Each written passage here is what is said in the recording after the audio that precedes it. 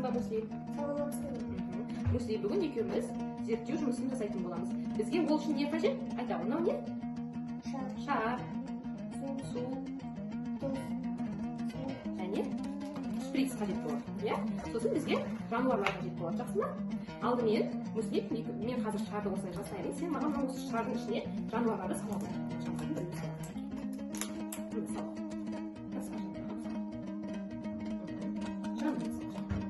қазір осы жануарларды шардың ішіне не істейтін боламыз? Қатыратын боламыз. Су құю арқылы жануарларды қатыратын боламыз. Жақсы. Келесі жануар саламыз.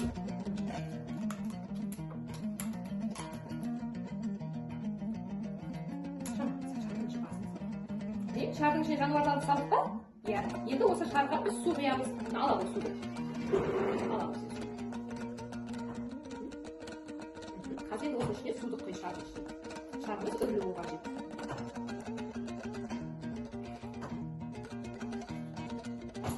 Енді тағы да екінші шарға су құямыз. Аламыз суды. Мұнда құямыз. Жақсы. Мусли, міне мына шардың ішіне ойыншығымызды салдық, суымызды құйдық. Солай ма? Енді бұны біз тоңазытқышқа 1 сағатқа қатырып аламыз. Жақсы ма?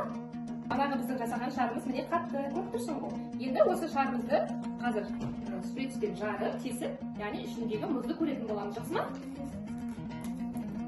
Қолымды бүйтіп аша ғой.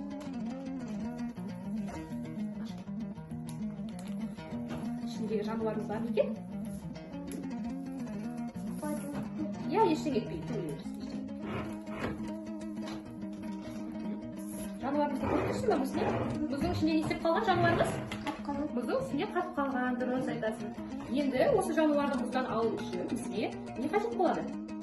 Тұз қажет болады. Яғни осы тұзды жануардың үстіне себелей отырып, және оның үстіне су құйса, мұздан жануарымыз не істеп шығады? Еріп шығады екен. Жақсы, Мусли, енді мына жануарды біздер мұздан шығару үшін тұзды пайдаланамыз. Жақсы ма? Қолмен тұзды ала ғой. Ала ғой. Жануардың үстіне сейді, тұздың үстіне сейді. Себеміз. Және шприцке су алып, соның үстіне суды құяды.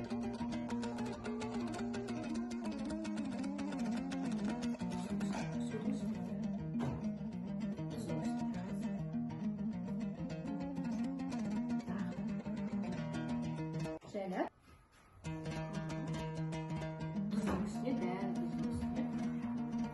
Біздің мұзымыз жайлап еріп келе жатыр ма, Мусли? Иә, ойыншығымыз көрініп келе жатыр, солай ма? Міне дәл осылай жасап, ойыншығымызды алатын боламыз. Жаңа біздің шардың ішіне салған ойыншығымыз біраз көрініп қалды, солай ма? Қазір алатын боламыз.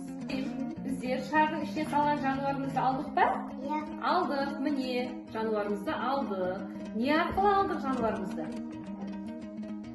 Тұз септік үстіне және су құйдық. Мусли, саған бүгінгі зерттеуіміз ұнады ма? Жақсы. Енді, Мусли, мына екінші шардағы жануарымызды алу үшін де не пайдаланамыз?